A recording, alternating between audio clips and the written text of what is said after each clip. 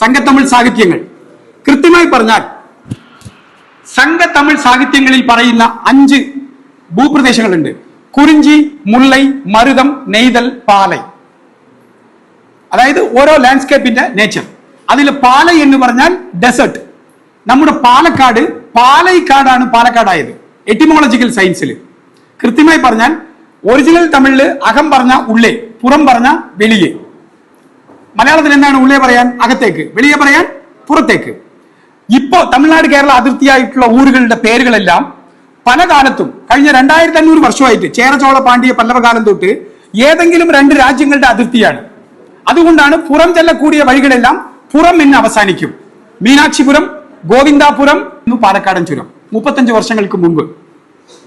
അതായത് ജലം ജീവനാണ് എന്നല്ലേ പഠിച്ചിട്ടുള്ളത്? തെറ്റാണ്. ജലം പണമാണ്. ജലം പണമാണ്. കോടികൾ കോടികൾ. 1 TMC വെള്ളം എന്ന് വെച്ചാൽ 100 കോടി ഘനഅടി എന്നൊക്കെ പറയും. അതൊക്കെ എക്സ്പേർട്ടുകൾക്ക് മനസ്സിലാകുള്ളൂ. സാധാരണക്കാരന് മനസ്സിലാകണമെങ്കിൽ 1 TMC വെള്ളം എന്ന് വെച്ചാൽ 20 രൂപയ്ക്ക് വിൽക്കുന്ന കുപ്പിവെള്ളം. 1 TMC വെള്ളത്തെ 20 രൂപയ്ക്ക് വിൽക്കുന്ന കുപ്പിയിൽ അടച്ചു വിറ്റാൽ 56 കോടി രൂപയ്ക്ക് വിൽക്കാം 1 TMC വെള്ളം. ആ വെള്ളത്തിൽ നിന്നും കറണ്ട് ഉണ്ടാക്കാം. എത്ര? ഇനി വരുന്ന കാലത്തിൽ നമുക്ക് കേരളത്തിൽ കറണ്ട് ബില്ല് കെട്ടണമെങ്കിൽ ലോൺ എടുക്കേണ്ടി വരും. അപ്പൊ വൈദ്യുതി, ജലവൈദ്യുതി. അപ്പൊ ജലം പണമാണ്. കോടികൾ കോടികൾ. 1992 റിയോ ഡി ജനീറോയിൽ നടന്ന ലോക പരിസ്ഥിതി ഉച്ചകോടിയിൽ തീരുമാനിച്ച തീരുമാനമാണ് ജലം പ്രകൃതി വിഭവം മാത്രമല്ല, അതൊരു കമേഴ്ഷ്യൽ വിഭവം കൂടിയാണ്. അതെ, പണ്ടൊക്കെ പുഴവെള്ളം പറഞ്ഞ കൃഷിക്കാണ്, ഇപ്പൊ പുഴവെള്ളം പറഞ്ഞ കുടിവെള്ളമാണ്. ശരിയല്ലേ? പ്രത്യേകം ബഹുമാനപ്പെട്ട പ്രിൻസിപ്പൽ മാഡം പറഞ്ഞ ഒരു വാക്ക് വളരെ പ്രസക്തിയേറിയ വാക്കാണ് ഈ കാലത്ത്. ലഹരിക്കെതിരെ വിദ്യാഭ്യാസ കേരളത്തിൽ ബോധവൽക്കരണ ക്ലാസ്. ലഹരിക്കെതിരെ, ജനസാക്ഷരതയെ കുറിച്ച് ബോധവൽക്കരണ ക്ലാസ്, റോഡ് സേഫ്റ്റിയെ കുറിച്ച് ബോധവൽക്കരണ ക്ലാസ്. ബോധവൽക്കരണം ആർക്കാണ് വേണ്ടത്? ബോധമില്ലാത്തവർക്കല്ലേ. ഇവിടെ നമ്പർ 1 വിദ്യാഭ്യാസ കേരളത്തിൽ എന്തിനാ ബോധവൽക്കരണം? വിരോധാഭാസമായില്ലേ? സിഗരറ്റ് വലിച്ചാൽ 1 സെക്കൻഡ് ആയുസ് കുറയും. On the basis of science.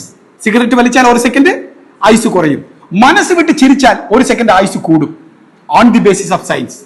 എന്ന് വിദ്യാഭ്യാസ കേരളീയനോട് പറഞ്ഞപ്പോ ചിരിച്ചുകൊണ്ടേ സിഗരറ്റ് വലിച്ചത്. അതുപോലെയാണ് നമ്മുടെ ഇപ്പോഴത്തെ പ്രവർത്തനം. ഒരു പരിസ്ഥിതി ദിനം ജൂൺ 5 ലോക പരിസ്ഥിതി ദിനം. ഞങ്ങൾ കോളേജ് പഠിക്കുമ്പോൾ തൃശ്ശൂരിൽ ഇതേപോലെ ഒരു പരിസ്ഥിതി ദിനത്തിൽ ലോക ജലത്തെ കുറിച്ചുള്ള ഒരു സെമിനാറിൽ ഇപ്പൊ ഇരിക്കുന്ന നമ്മുടെ മഹത് വ്യക്തി, കേരള അഗ്രികൾച്ചർ യൂണിവേഴ്സിറ്റിയുടെ ഡയറക്ടർ റിട്ടയർഡ്, ലോക രാജ്യങ്ങളെല്ലാം കറങ്ങി ഭൂഗർഭ ജലവും കരിമ്പനിയെ കുറിച്ചെല്ലാം റിസർച്ച് ചെയ്യുന്ന റിസർച്ച് സയന്റിസ്റ്റ്, ഇതുപോലെ ഒരു സയന്റിസ്റ്റ് അവിടെ വന്ന് ക്ലാസ് എടുത്തിട്ട് അദ്ദേഹം പറഞ്ഞു, ഇനിയും ഒരു 20 വർഷം കഴിഞ്ഞാൽ നമ്മുടെ വിദ്യാഭ്യാസ കേരളത്തിൽ കുടിക്കാൻ കുപ്പിവെള്ളത്തെ ആശ്രയിക്കേണ്ടി വരും എന്ന് പ്രസംഗിച്ചു. അദ്ദേഹം പ്രസംഗിച്ച് ഇറങ്ങിയതും കൂടെ ഇരുന്ന ലോക്കൽ നമ്മുടെ കേരളത്തിലുള്ള മണ്ണിന്റെ മക്കളായ ശാസ്ത്രജ്ഞന്മാരെല്ലാം അദ്ദേഹത്തിന് ചീത്ത പറഞ്ഞു, കെറോവ ചെയ്തു. കേരളത്തെ കുറിച്ച് നിങ്ങൾക്ക് എന്തറിയും?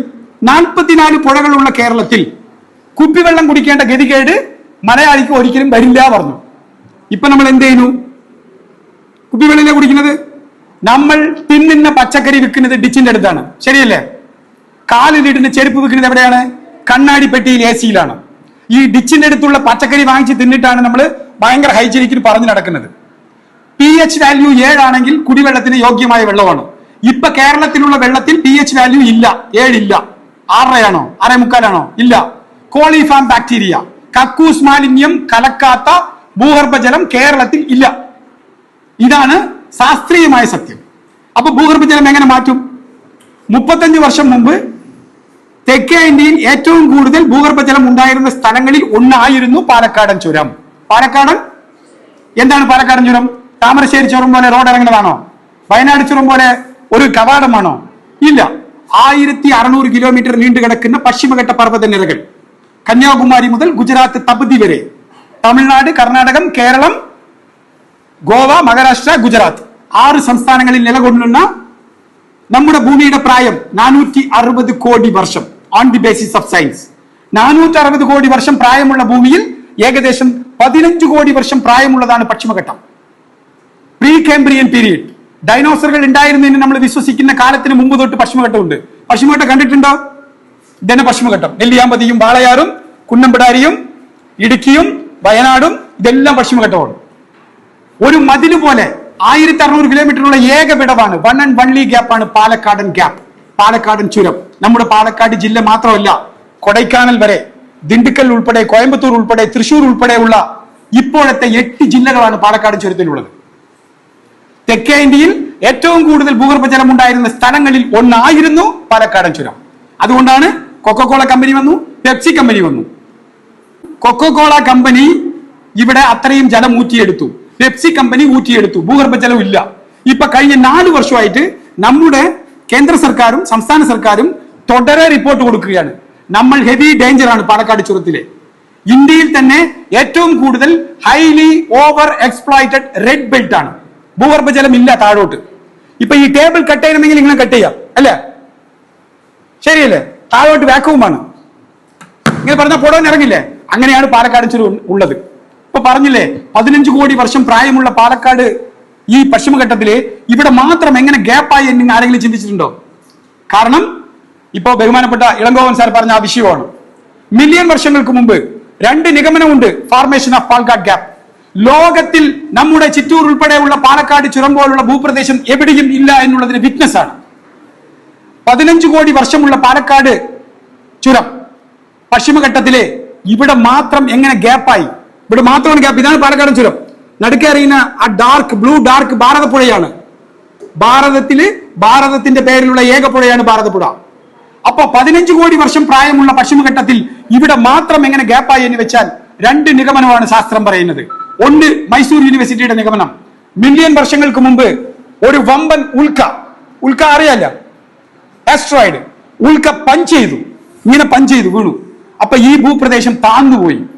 ഇതിനെ കാവേരി റിഡ്ജിനാണ് പറയുന്നത്. എന്താണ് കാവേരി റിഡ്ജ്? അതായത് കബിനി പശ്ചിമഘട്ടത്തിന്റെ കർണാടകയിൽ ഉത്ഭവിക്കുന്ന കാവേരി തെക്ക് നോക്കിയാണ് ഒഴുകുന്നത്. കരൂർ എന്ന സ്ഥലത്ത് വന്ന് ഇംഗ്ലീഷിലെ എല്ലിട്ടതുപോലെ കിഴക്ക് തിരിയും. എന്തുകൊണ്ടാണ് കാവേരി കിഴക്ക് ഒഴുകുന്നത്? കിഴക്ക് ഇറക്കമായതുകൊണ്ട്.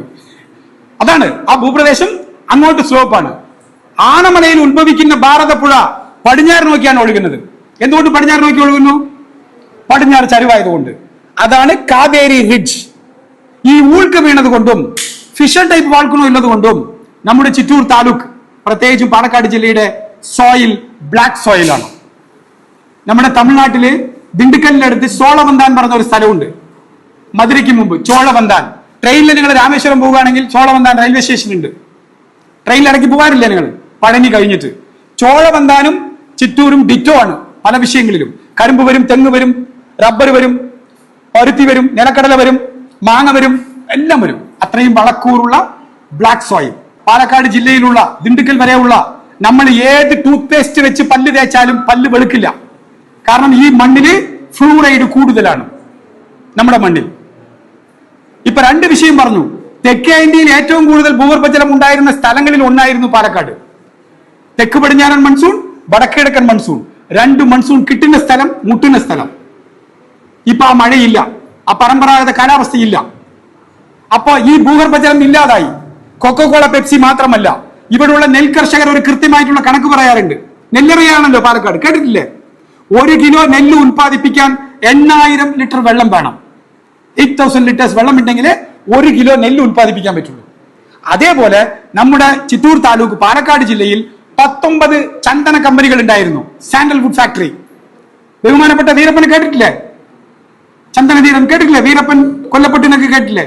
അദ്ദേഹം ജീവിച്ചിരിക്കുമ്പോ 10 വർഷം പാലക്കാട് ജില്ലയിൽ സർക്കാരുകളുടെ ലൈസൻസോട് കൂടി ചന്ദന കമ്പനികൾ ഇവിടെ ഉണ്ടായിരുന്നു.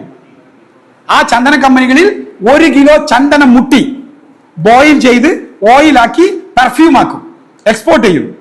1 കിലോ ചന്ദനം മുട്ടി ബോയിൽ ചെയ്യാൻ 12000 ലിറ്റർ വെള്ളം വേണം. 19 ചന്ദന കമ്പനികൾ ഇവിടെ റൺ ചെയ്തു 12 വർഷം. ഭൂഗർഭജലം ഊറ്റിയെടുത്തു. ഇതൊക്കെ പറയുമ്പോൾ നിങ്ങൾ വിചാരിക്കും, എന്താ ഒരു ഏട്ടം വന്നിട്ട് ഇത്രയും ടെക്നോളജി വളർന്നു, 5G 4Gക്ക് പോയിക്കൊണ്ടിരിക്കുന്നു, പ്രകൃതി പറയുന്നു, വെള്ളം പറയുന്നു. യെസ്, എത്ര തന്നെ ടെക്നോളജി വളർന്നാലും 1 ലിറ്റർ വെള്ളം ഇന്റർനെറ്റിൽ ഡൗൺലോഡ് ചെയ്യാൻ പറ്റുമോ? 1 കിലോ അരി ഡൗൺലോഡ് ചെയ്യാൻ പറ്റുമോ? സാമാന്യ അറിവാണ്. പ്രകൃതിയിൽ ഇത് വേണം, ഇത് വേണ്ട, ഇത് ഇങ്ങനെ തന്നെ ഉണ്ടാകണം എന്ന് നിർബന്ധിക്കാനോ നിയന്ത്രിക്കാനോ ഒരിക്കലും സാധ്യമല്ല എന്നുള്ളത് സാമാന്യ അറിവാണ്. ആ അറിവ് വിദ്യാഭ്യാസ കേരളത്തിനെ നഷ്ടപ്പെട്ടുകൊണ്ടേയിരിക്കുന്നു ഓരോ ദിവസം കൂടുന്തോറും. നമുക്ക് അഹങ്കരിക്കാനോ പെരുമപ്പെടാനോ മലയാളികൾ ഇവിടെ കുറഞ്ഞു വരുന്നു ഓരോ ദിവസം കൂടുന്തോറും. രാവിലെ എണിച്ചതും UP നോക്കൂ, ബീഹാർ നോക്കൂ പറയുന്നു. നോക്കാം, ഇവിടെയും നോക്കണ്ടേ? ഇവിടെ രാവിലെ 2 മണി വരെ സ്മാർട്ട് ഫോണിൽ വാടാ പോടാ പറഞ്ഞ് പരസ്പരം ചളിവാരി ഇരിക്കുകയാണ്. മലയാളികളില്ല അവിടെ. പിന്നെ ആരാണ് ഇവിടെ ഉള്ളത്? സംഗി, കമ്മി, കൊങ്കി, സുഡാപ്പി. പിന്നെ എങ്ങനെ ഒരു വിഷയം പറയാൻ വരുന്നത് 1 ലൈൻ, ഒറ്റ വിഷയമേ ഉള്ളൂ. മണ്ണും പെണ്ണും ദൈവമാണ്. മണ്ണിനെയും പെണ്ണിനെയും ബഹുമാനിക്കാത്ത സമൂഹം ഒരിക്കലും നന്നായതായ ചരിത്രങ്ങളില്ല. കേരളം അപകട വഴിയിലാണ്. അത് പ്രകൃതിയിലായാലും മണ്ണിലായാലും പെണ്ണിലായാലും. കാരണം ഭൂഗർഭജലം കൂട്ടാൻ എന്ത് ചെയ്യണം? കഴിഞ്ഞ 35 വർഷത്തിൽ നമ്മൾ ഓരോ ജൂൺ 5-നും നട്ട തൈകളെല്ലാം മരങ്ങളായിട്ടുണ്ടെങ്കിൽ ഇപ്പൊ തൈ നടാൻ സ്ഥലം ഉണ്ടാവില്ല. അപ്പൊ എന്തോ പാലിച്ചുണ്ട്. നമ്മൾ തൈ നടുന്നു, ഫോട്ടോ പിടിക്കുന്നു, അടുത്ത വർഷം അതേ സ്ഥലത്താണ് ഇന്നൊരു തൈ നടുന്നത്. ഒരു തൈ നട്ടാൽ 5 വർഷമെങ്കിലും പരിപാലിക്കണം, ട്രീ ഗാർഡ് വെക്കണം. നമുക്കത് പറ്റില്ലല്ലോ. ഉത്തരവാദിത്വ ബോധമില്ലാത്ത ഒരു സമൂഹമാണല്ലോ നമ്മൾ. അപ്പൊ നമുക്ക് പറ്റിയത് എന്താണ്? കരിമ്പന. ഒരു കരിമ്പന 10,000 മുതൽ 20,000 ലിറ്റർ വരെ ഭൂഗർഭജലം കാത്തു സൂക്ഷിക്കാനുള്ള ശേഷിയുള്ളതാണ്. ഇതിന്റെ മഹത്വവും അറിയാതെ ചെങ്കൽ ചൂളയ്ക്ക് വിറകിന് വേണ്ടിയും ഒന്നിനും കൊള്ളില്ല ഓല പാടത്തി വീഴുന്നു എന്നുള്ള അർത്ഥമില്ലാത്ത വിഷയങ്ങൾക്ക് വേണ്ടിയും 25 രൂപയ്ക്കും 50 രൂപയ്ക്കും വിറ്റ് തിന്നു നമ്മൾ ഈ കരിമ്പനയെ. വേദനാജനകമായ സത്യമാണ്. മരം കേറിയ ഇറങ്ങണം എന്നുള്ളതുപോലെ എന്ത് തന്നെ ടെക്നോളജി വളർന്നാലും ഇവിടെ മനുഷ്യൻ നിലനിൽക്കണമെങ്കിൽ മനുഷ്യൻ ഒഴികെ സകല ജീവികളും നിലനിന്നാൽ മാത്രമേ മനുഷ്യൻ നിലനിൽക്കാൻ കഴിയുകയുള്ളൂ. സാമാന്യ അറിവാണ്. അപ്പൊ ഒരു തൈ നടുമ്പോ കുഞ്ഞുങ്ങളെ പരിപാലിക്കുന്നത് പോലെയാണ്. നിങ്ങളിപ്പോ കോളേജ് പഠിക്കുന്നു, കഴിഞ്ഞ ഒരു ജോലി കിട്ടുന്നത് വരെ അച്ഛനമ്മ പരിപാലിക്കാറില്ലേ? 8ാം ക്ലാസ്സോട് വിടുവോ? എങ്ങനെയാ പോട്ടെ പറഞ്ഞ്? അതുപോലെ നമ്മൾ നടുന്നത് മരമല്ല, തൈയാണ്. മരം നട്ടു എന്ന് പറയരുത്. അത് നട്ടാൽ 5 വർഷം പരിപാലിക്കണം. കരിമ്പന നട്ടാൽ പരിപാലിക്കണ്ട, ഒരു 2 തവണ വെള്ളം ഒഴിക്കുക, തന്നെ വന്നോളൂ. കരിമ്പനയെ കുറിച്ചുള്ള എല്ലാം പറയാനുള്ള മഹത് വ്യക്തി ഇവിടെ ഉണ്ട്. വിഷയം, ഇനി വരുന്ന നാളുകളിൽ നമ്മൾ ജാതിയും മതവും ഭാഷയും എന്തുമാകാം. അടുത്ത തലമുറയ്ക്കല്ല, ഈ തലമുറയ്ക്ക് ഈ മണ്ണ് നിലനിൽക്കണമെങ്കിൽ, ജലം നിലനിൽക്കണമെങ്കിൽ ഇത് നമ്മൾ ചെയ്തേ പറ്റുള്ളൂ. നമ്മളെ കുറിച്ച് നമ്മൾ അറിയണം. ജോഗ്രഫിയും പശ്ചിമഘട്ടവും പാലക്കാട് ചുരവും ഇവിടെ വരാൻ പോകുന്ന പ്രകൃതി ദുരന്തങ്ങളും ഭൂകമ്പങ്ങളും സുനാമികളും ഉരുൾപൊട്ടലുകളും മാർക്ക് വാങ്ങാൻ വേണ്ടി പഠിക്കാനുള്ളത് മാത്രമല്ല, ജീവിക്കാനുള്ളതാണ്. നിങ്ങളുടെ മുന്നിൽ നിന്ന് സംസാരിച്ചുകൊണ്ടിരിക്കുന്ന ഈ ഏട്ടനും ഡിസാസ്റ്റർ മാനേജ്മെന്റിൽ PhD ചെയ്യാനുള്ള ഏക കാരണം നിങ്ങളുടെ മുന്നിൽ നിൽക്കുന്ന ഈ ഇവൻ 1 തവണയല്ല 2 തവണയല്ല 4 തവണ 100-ൽ കൂടുതൽ ഡെഡ് ബോഡി കണ്ട ഒരു വ്യക്തിയാണ്. 2004 ജൂലൈ 17 കുംഭകോണത്ത് ഒരു സ്കൂളിൽ നടന്ന ഫയർ ആക്സിഡന്റ്. 93 കുഞ്ഞുങ്ങൾ ഒരു സ്കൂളിൽ വെന്ത് മരിച്ചു. ഓലപ്പര വെന്തപ്പോ അടുത്ത 4 മണിക്കൂർ ഞങ്ങൾ അവിടെ എത്തി. ഉത്തരാഖണ്ഡ് പ്രളയം, 2004 ഡിസംബർ 26 സുനാമി. ഞങ്ങൾ ഇതിനെ 100 കോടി വലിച്ചെടുത്തിട്ടുണ്ട്. ഓരോ ദുരന്തങ്ങൾക്ക് ശേഷവും നെട്ടോട്ടമോടും, ഫണ്ട് പിരിക്കും. കേന്ദ്ര സർക്കാരിന്റെ അവഗണന കൊണ്ടാണ്, സംസ്ഥാന സർക്കാരിന്റെ അശ്രദ്ധ കൊണ്ടാണ് പറഞ്ഞ് ചാനൽ ചർച്ചയിൽ ചളിവാറി എറിയും. അതാണോ പരിഹാരം? 2015 നമ്മുടെ ബഹുമാനപ്പെട്ട മഹത് വ്യക്തി ഡോക്ടർ APJ അബ്ദുൽ കലാമിന്റെ കൈകളിൽ നിന്നും ഒരു യങ് സയന്റിസ്റ്റ് അവാർഡ് സ്വീകരിച്ചപ്പോ അദ്ദേഹം വെച്ചു കൊടുത്ത പേരാണ് 8ാം അറിവ്. ഇപ്പോ സ്ട്രെങ്ത് കുറവാണ് പറഞ്ഞു കുട്ടികള്. നമുക്ക് 2 പേരുണ്ടെങ്കിലും 4 പനന്തൈ നടും, ഒരാളുണ്ടെങ്കിലും 2 പനന്തൈ നടും. നമുക്ക് ആവശ്യം 100 സിംഹങ്ങളെയാണ്, 10,000 കഴുതകളെയല്ല. ശരിയല്ലേ?